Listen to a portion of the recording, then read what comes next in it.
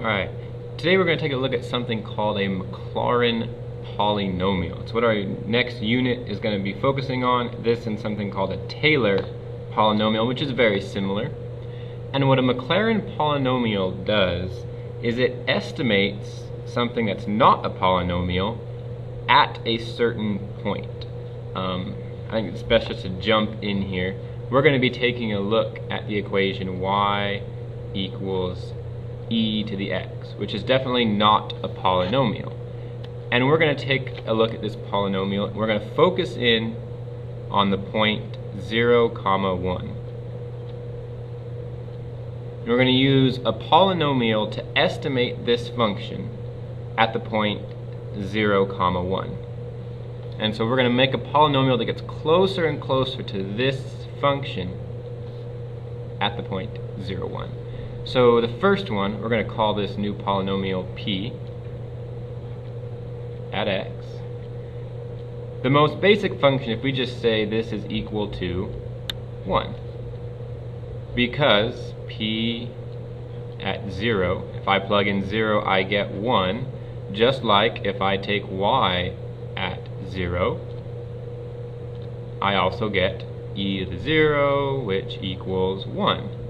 So hey, it's not that bad of an estimate. But of course you know the line y equals 1 looks like this, which doesn't quite look like e to the x, but it's pretty good right at that 1 point. So we're going to make a little more complicated polynomial that works just a little bit better. We're going to call this p sub 1. Alright, so at the point 0, 1, we're good. What we're going to do now is we're going to give our estimate a slope. So we're going to look at the derivative at that 1 point. So y prime at 0 equals, well, the derivative of e to the x is simply e to the x, and we're plugging in 0, so that's nice. So the derivative is also 1. So what I have to do with my polynomial is I have to make the derivative of my polynomial equal to 1. Well, the derivative of it right now, the derivative of 1 is 0. So what I have to do, I'm going to keep the 1, but in order to give it a derivative, I have to add an x, 1 plus x. Now if I take the derivative, p prime, the derivative of 1 plus x is just 1. And if I plug in 0, you of course will get 1 because there's no x. Well, now the derivatives match. So this is a new estimate for e to the x, and 1 plus x, I can sketch it here, would look something like that. Which, you can see, still not a great estimate, but it is a little bit better.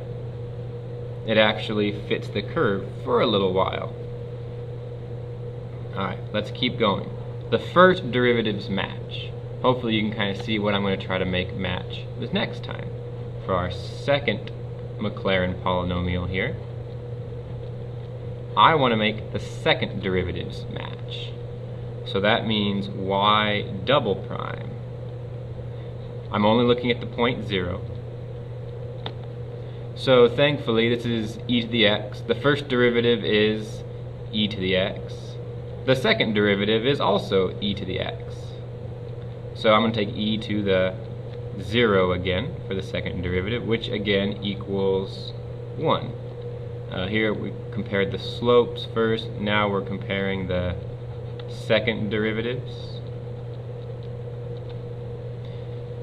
Alright, so my second derivative is equal to 1. That means I want, for my polynomial, I want the second derivative to equal 1.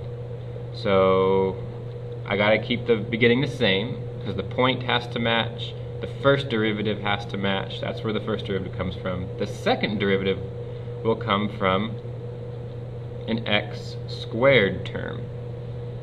And this time I have to put a coefficient. I have to put a 1/2 right here. You might think, why am I not putting a 1? I want the second derivative to equal 1. Well, I can show you that real quick if we actually go down to the second derivative.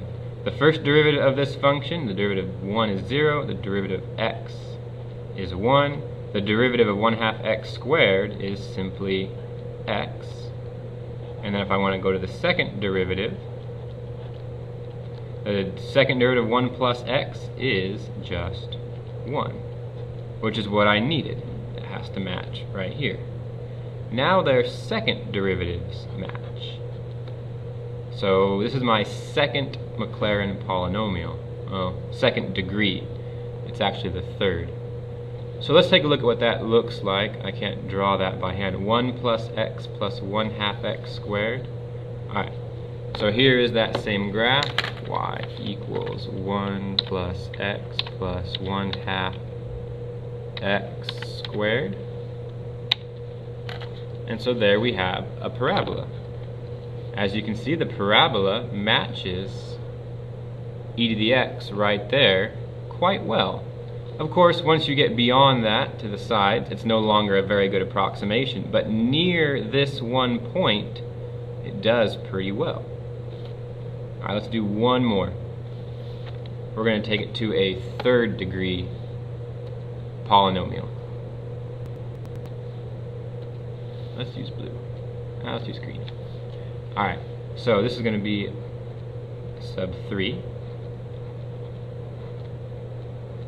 So the beginning has to stay the same. The point can't change. The first derivative can't change. The second derivative is not going to change. What are we going to do for the third derivative? So I need to take a look at y triple prime. And I'm going to plug in 0. The third derivative, again, is nice and easy. It's just e to the x. Again, that derivative never changes. So again, I'm plugging in e to the 0. When you do a different function, you will actually have to take the third derivative and then plug in the number. E to the x is simply a nice, easy example to start with. So e to the 0 is just 1. So I need my third derivative to equal 1. So we're going to be plus x cubed, and you guessed it, right in front we're going to put a 1/6. I bet that wasn't obvious. Let me show you why it needs to be a 1/6. It'll be obvious once we actually get down to the third derivative. So the first derivative is going to be the derivative of 1 is 0, derivative of x is 1, plus the derivative of 1/2 x squared is just x. The derivative of 1/6 x cubed is going to be 1/2 x squared. If I take the second derivative, that will be 1 plus x. If I take the third derivative, it will just be 1, which is what we needed. Now you want to double check here sometimes. Is your second derivative still equal to 1? So if we plug in 0 into the second derivative, do I still get 1? Yeah, because the x will turn to 0, you're left with 1. If you plug in 0 into the first derivative, do we still get 1? Well, 0, 0, you are still going to get 1. So our third degree MacLaurin polynomial here is going to be even better. So it's 1 plus x plus 1/2 x squared plus 1/6 x cubed. Let's see if I can remember that. Let's type that in. 1 plus x plus 1/2 x squared plus 1/6 x cubed. Hey, look at that. Let me get rid of that there. You can see they're very identical around our point 0, 1. Take a look at just the... That's not letting me get rid of them. That's weird. Oh well. There it goes. So there's just e to the x. There's our cubic. You can see it's very similar right around here. They're almost exactly the same. It's a pretty good approximation of what that function is doing. Oops. Right in that small area. Alright, hopefully that clears things up and some of the examples in the book make sense.